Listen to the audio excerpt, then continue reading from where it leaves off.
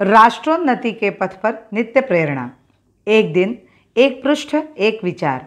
श्री गुरुजी समग्र 12 खंडों का संक्षिप्त रूप भारतीय विचार साधना पुणे द्वारा प्रकाशित किया गया है।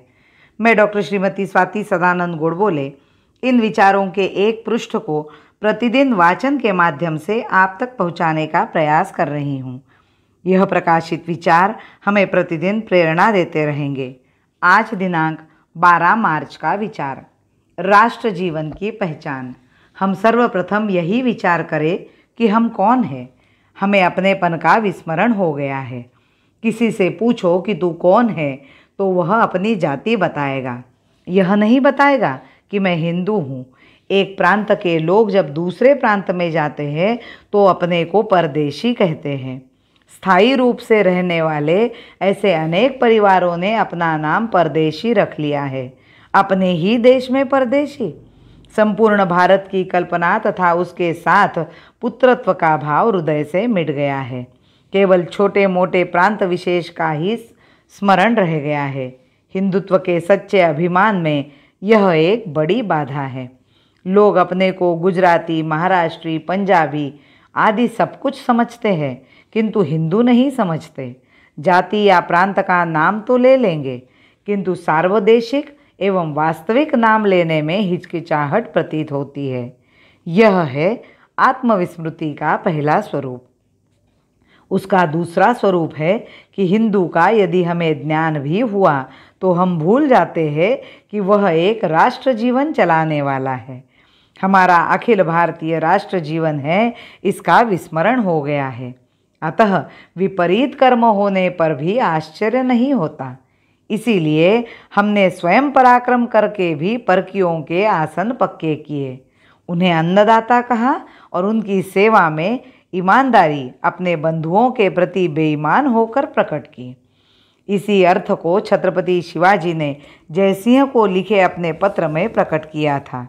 यह विपरीत परिणाम पिछले 1000 वर्षों के इतिहास में दिखता है। अपने राष्ट्र जीवन का ज्ञान न होने के कारण बड़े बड़े लोगों ने कहा कि नया राष्ट्र निर्माण करना चाहिए, और यह कल्पना अभी भी वैसी ही है।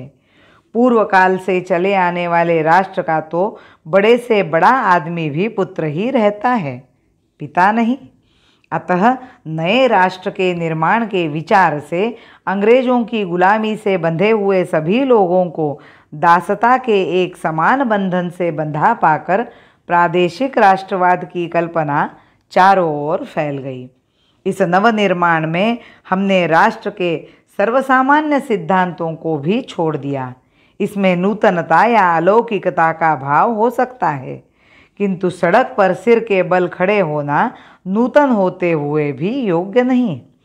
कल्पना में नवीनता के साथ साथ सत्यांश भी होना चाहिए।